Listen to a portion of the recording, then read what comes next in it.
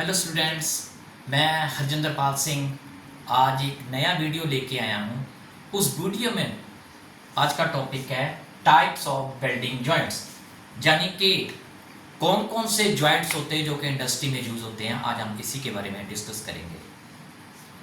Welding एक तरह की कला है जिसमें कई अलग अलग प्रकार की टेक्निक्स का, मेथड्स का ज्ञान और उसके एक्सपीरियंस का होना बहुत ज़रूरी है। एक वेल्डर को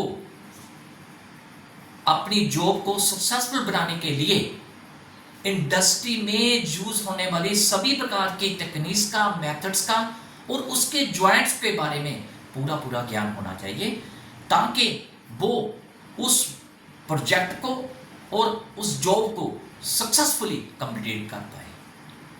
और इंडस्ट्री में जो 5 प्रकार के जॉइंट होते हैं, आज हम उसी के बारे में बात करेंगे।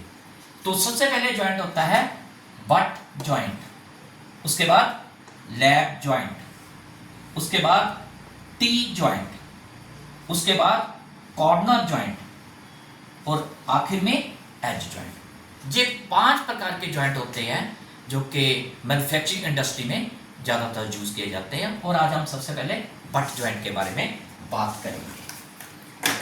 तो बट जॉइंट पहले होता क्या है? ये जो जॉइंट है वेल्डिंग का बहुत आसान और कॉमन जॉइंट है, जिसमें ज़्यादातर हम इसी जॉइंट को यूज करते हैं। इसमें हमने क्या करना होता है, मेटल के 2 टुकड़ों को हमने ऐसे रखना होता है, आपस में मिलाना होता है, फिर इनके किनारों के ऊपर टैग करना होता है ताकि ये दोनों किनारे एक साथ रहें। फिर हमने उसके बाद इसके ऊपर वेल्डिंग की लेयर लगानी होती है बट जॉइंट में। इसमें हमने क्या करना होता है, इस जॉइंट के अंदर जॉब की थिकनेस के अकॉर्डिंग हमने कई अलग अलग शेप में किनारों की तैयारी करनी पड़ती है।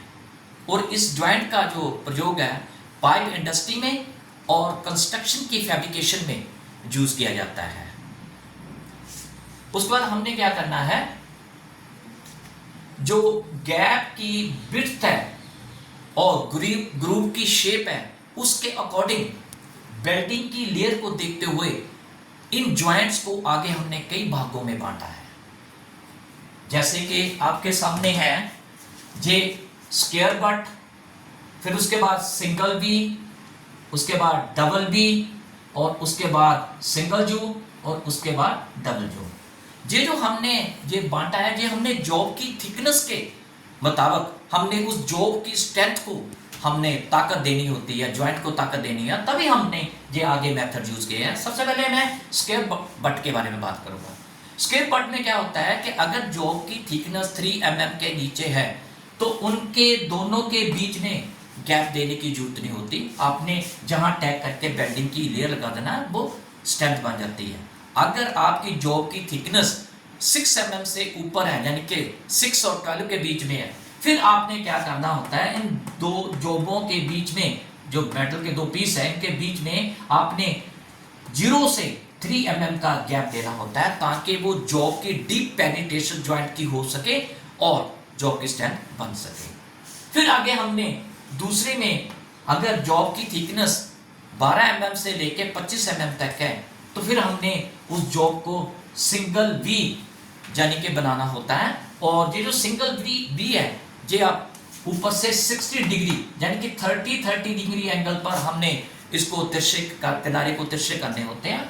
और उसके बाद जो रूट फेस है, ये वाला जो रूट फेस है, इसको हमने 0 से 3 mm का गैप देना होता है। और जो रूट ओपन है, ये भी हम 1 mm से लेके 3 mm तक गैप देते हैं, ताकि जॉब की स्ट्रेंथ पूरी बन सके। ठीक है।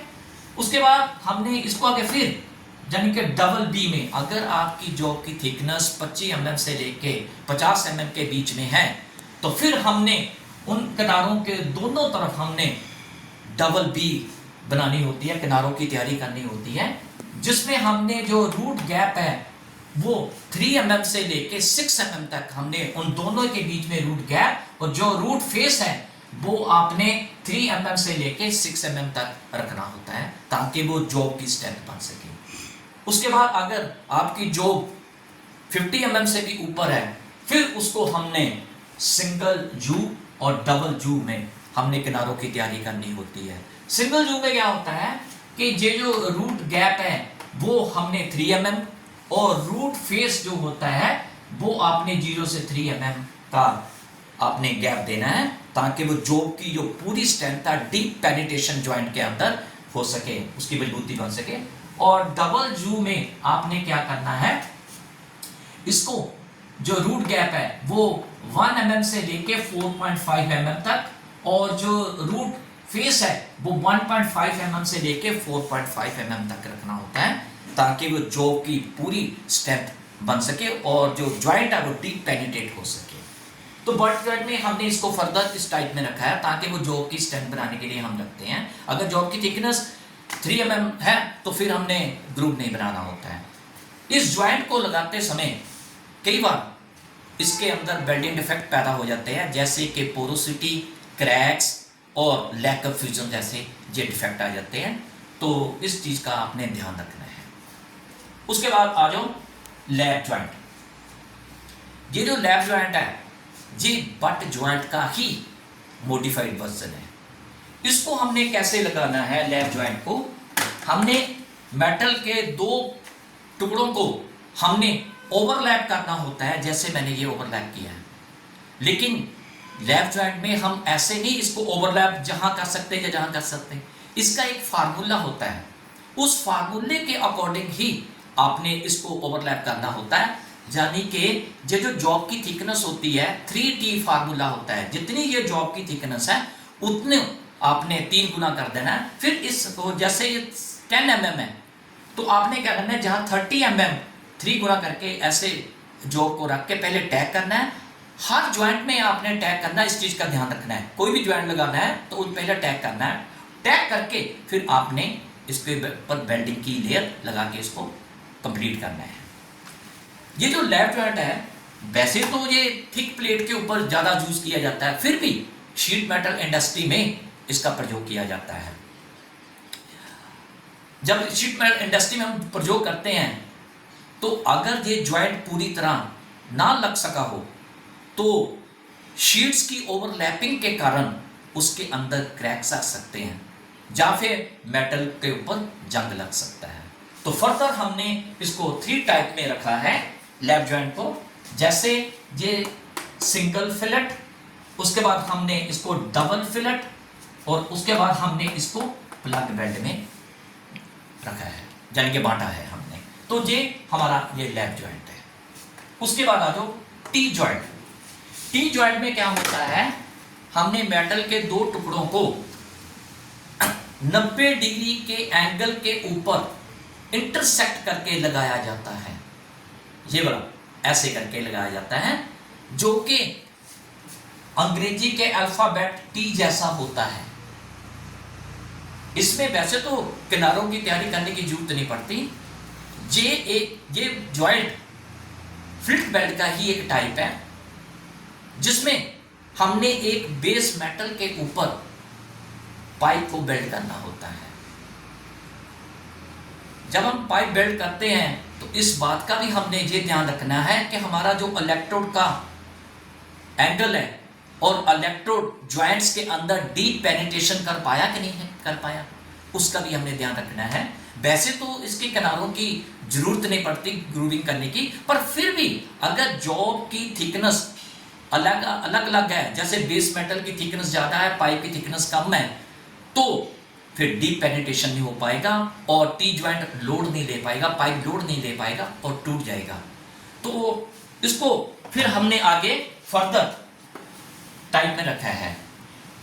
तो सबसे पहले हमारा आता है टी सिंगल फिलेट, उसके बाद टी डबल फिलेट, और फिर अगर जॉब की थिकनेस ज़्यादा है तो फिर हमने उसको ग्रुप करना होता है। और ये बेबल हमने तीसरे में रखा है। ये जो बेबल है वो हमने ये वाला 45 डिग्री का हमने एंगल रखा है, प्लस जॉब और पाइप के बीच में जो रूट फेस है वो 2.5 से लेके 6 mm तक अकॉर्डिंग टू जॉब की थिकनेस के हमने बीच में रखना होता है। ये जो टी जॉइंट है। उसके बाद आ जाओ कॉर्नर जॉइंट। कॉर्नर जॉइंट में भी हमने क्या करना होता है, ये जो जॉब के 2 मेटल्स हैं इनके जो इंटरनल एजेस होते हैं ये जो इंटरनल एजेस होते हैं ये हमने 90 डिग्री पर रखने होते हैं और इसको फिट करना होता है, जिसमें ये एल शेप उसकी दिखाई देती है, ये एल शेप दिखाई देती है।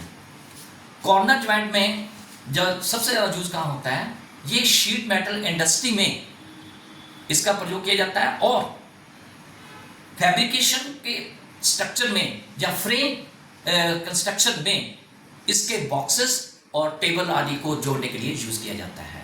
ये जो ज्वाइंट है ये दो मेथड से लगता है। पहले मेथड में हम क्या करते हैं, जो मेटल के दो पीस हैं, जैसे मैं जहां एग्जांपल देता हूं, मेटल के दो पीसों को पहले हमने आपस में जोड़ना होता है और उनके किनारों में किसी भी प्रकार की हमने ग्रूव नहीं देनी होती, तो हमने ऐसे ही इसके किनारों को जोड़कर हमने वेल्डिंग करनी होती है, जिसको स्क्वायर कॉर्नर ज्वाइंट भी कहा जाता है। दूसरे मेथड में हमने जॉब के ऊपर सिंगल वी, डबल वी और सिंगल जे, सिंगल जू का ग्रुप देना होता है, फिर उसके बाद हमने उसको बेल्ट करना होता है। तो ये था हमारा कॉर्नर ज्वाइंट। उसके बाद आ जाओ एज ज्वाइंट। ये जो एज ज्वाइंट भी है ये सेम कॉर्नर ज्वाइंट जैसा ही होता है। हमने क्या करना होता है, मेटल के दो टुकड़ों को हमने ऐसे बराबर रखना होता है, ऐसे करके बराबर रखना होता है और फिर इसके बीच में हमने वेल्डिंग की लेयर लगा देनी है। जैसे ये दोनों किनारों आपस में मिल गए, फिर हमने वेल्डिंग की लेयर लगानी होती है। प्रोजेक्ट के अकॉर्डिंग वर्क पीस को किसी भी एंगल पर शेप दी जा सकती है। इस ज्वाइंट में वैसे तो किनारे की तैयारी करने की जरूरत नहीं पड़ती, पर फिर भी हमने थोड़ी सी किनारे की तैयारी करनी होती है, जैसे कटिंग होगी, ग्राइंडिंग होगी, जब उसकी मशीनिंग होगी। इस ज्वाइंट में ये जो ज्वाइंट है, एज ज्वाइंट है, इसमें फिलर मेटल भी कम लगता है और इसमें पेनिट्रेशन भी नहीं हो पाती, जिसके कारण ये ज्वाइंट ज़्यादा मजबूत नहीं होता और इस ज्वाइंट में कॉस्ट भी कम लगती है।